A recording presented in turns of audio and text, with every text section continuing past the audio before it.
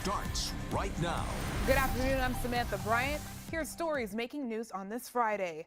An arrest has been made in the murder of a teacher. Police have taken the former assistant principal at Norland High, 39-year-old Ernest Roberts, into custody. He is charged with first-degree murder. Roberts is accused of killing Camila Russell, who was a teaching administrator at Norland.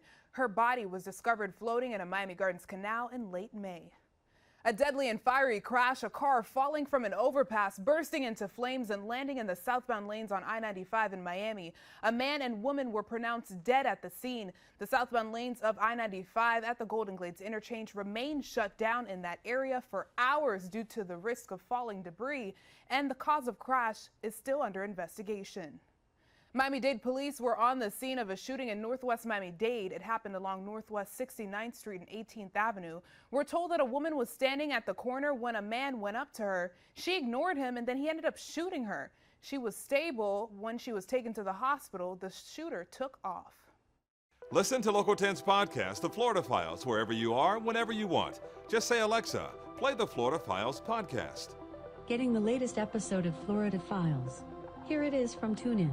Previously on the Florida Files. Or just ask Siri, I want to hear the latest Florida Files podcast. Here's the newest episode of the Florida Files. Get the Florida Files on Alexa, Google Home, or Apple devices just by saying play the Florida Files podcast. The Florida Files from the one and only Local 10. A young girl badly burned. Authorities say a 9-year-old girl was playing with a bottle of rubbing alcohol and a lighter in the bathroom of her Fort Lauderdale home. Her parents were outside watching other children when they heard the screams and they knew something was terribly wrong. The parents are not facing any charges since it was an accident. As breaking news happens, we have you covered on air and online. Head over to local10.com for more local news coverage and updates.